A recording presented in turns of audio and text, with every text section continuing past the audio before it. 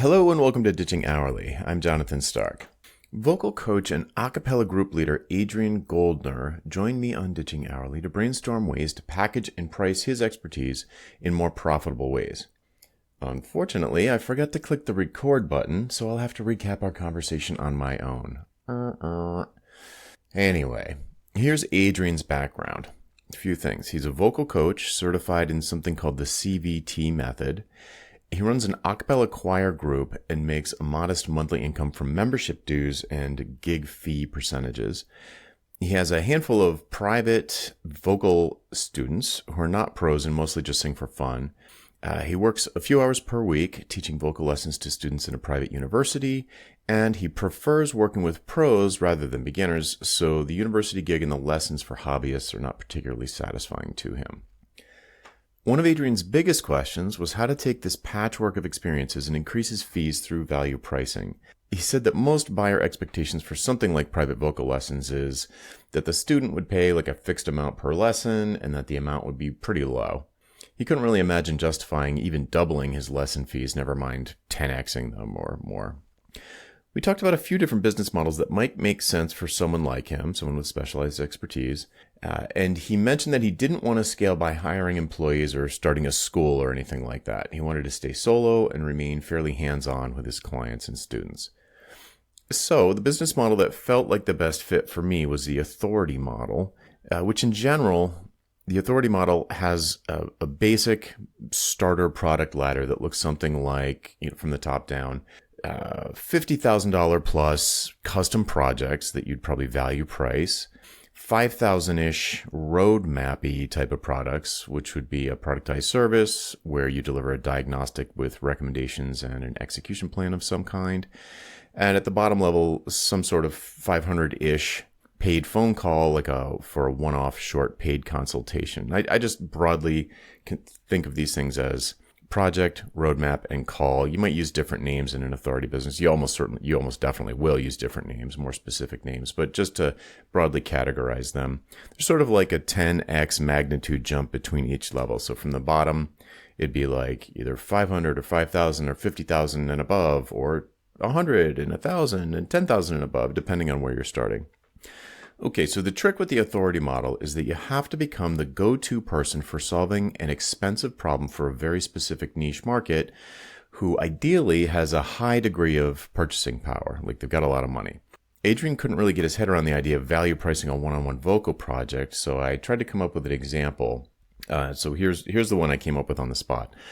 So Sting, the former lead singer of the Police, he can't hit the high notes in their hit Roxanne anymore. It's like a giant hit that they had in the late 70s, early 80s around then. And he's still performing to to audiences of like hundreds of thousands of people. So now here he is having to perform his own song that he wrote a couple of whole steps lower than the original. And it's noticeable. If you've ever heard the original song, and literally everyone in one of his audiences would have heard the original song, it sounds weird. It sounds kind of like a bad cover band. So I bet this drives Sting nuts. All right, well, how much do you think Sting would pay to be able to go back to singing Roxanne in the original key? 50 grand, 100 grand? I think so, but maybe not. I guess it's a reasonable hypothesis, though. Here's someone who has a lot of buying power, has a really specific and strong desire, we're guessing, has a very strong and specific desire. And if Adrian was the go-to person, the recognized expert for getting back, a fourth in your vocal range, then that could be a great fit. It could be a reasonable amount of money. So if Adrian wanted to pursue this particular angle, his positioning would look something like this. I'm a vocal reconditioning coach who helps aging rock stars hit the high notes like they're 20 again. So maybe a little bit long, and maybe I wouldn't use the word aging, but you might come up with something a little more clever than that. But with a positioning statement like this, it'd be easy to make a list of ideal clients, and it would be easy to justify 5-figure fees. I mean, you immediately could think of any hair metal band from the 80s that's still touring. They probably can't hit those notes anymore. So you could make a list of folks who are fudging the high notes. And the tricky part is creating a reputation for reliably delivering the kind of results that those people crave and becoming known to this group of people. It's not convincing them that that's that's a reasonable amount of money. Like that probably is a very reasonable amount of money if you can make a credible claim like that. You're not trying to convince people that what you do is worth it. What you do would be worth it to the right people if they only knew about you. It's just a very different problem. So around this point in the conversation, it occurred to me that there are probably already a fair number of people who are well positioned as like vocal coach to the stars or to rock stars, or maybe even to older rock stars. There are probably some go-to people already doing that. So I started thinking about what might make Adrian different from people who are already sort of dominating that position in the market.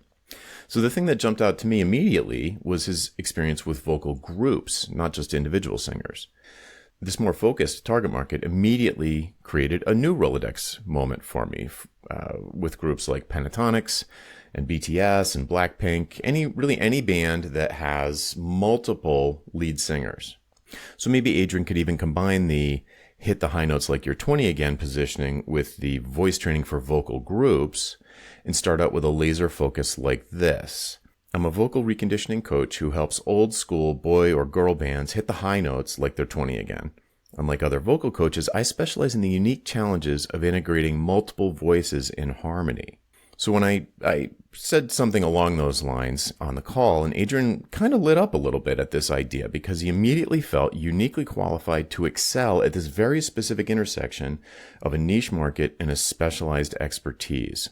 Now, is this a viable market position? I don't know, but there are ways to find out. As homework, I suggested that he research the number of groups who would fall into this niche. How many groups are in this category? Try and find out where they hang out to talk shop or who they listen to for advice. And I'd also look for any other vocal coaches who serve the high end of the market, professionals, like successful professionals, to study what they're doing and how Adrian might be considered meaningfully different from the alternatives by his ideal buyers.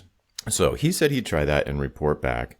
So keep your fingers crossed and stay tuned. I'll let you know if I get an update from him. All right, that's it for this week. I'm Jonathan Stark, and I hope you join me again next time for Ditching Hourly. Bye.